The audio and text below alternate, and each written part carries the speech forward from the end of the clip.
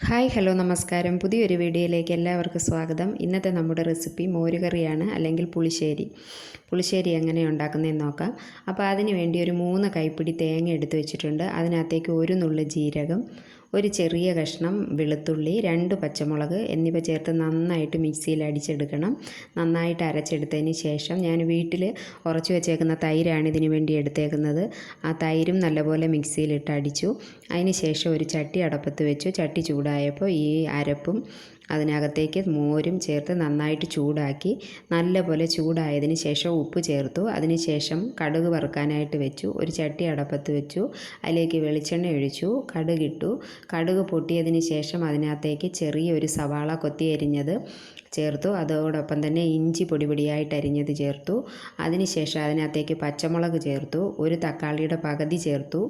അതിനുശേഷം അതിനകത്തേക്ക് ചുമന്ന മുളക് ചേർത്തു, അതായത് വറ്റൽ മുളക്. അതിനുശേഷം ഒരു 1/4 സ്പൂൺ മഞ്ഞൾപ്പൊടി ചേർത്തു. കൂടെ ഒരു 1/4 സ്പൂൺ മുളക് പൊടി ചേർത്തു. പിന്നെ അതിനകത്തേക്ക് നമ്മൾ ചേർക്കുന്നത് ഉലുവാപ്പൊടിയാണ്. ഉലുവാപ്പൊടി ഒരു നുള്ള്. ഉലുവാപ്പൊടി നമ്മൾ അരയ്ക്കുമ്പോഴും ചേർത്തിട്ടുണ്ട്, പക്ഷേ കടുക് വറുക്കുമ്പം ചേർക്കുമ്പോൾ നല്ലൊരു മണമാണ് പുളിശ്ശേരിക്ക് ഉണ്ടാകുന്നത്. പിന്നെ അതിനോടൊപ്പം തന്നെ നമ്മൾ ഒഴിച്ചുകൂടാൻ പറ്റാത്തൊരു സാധനമാണ് കായപ്പൊടി.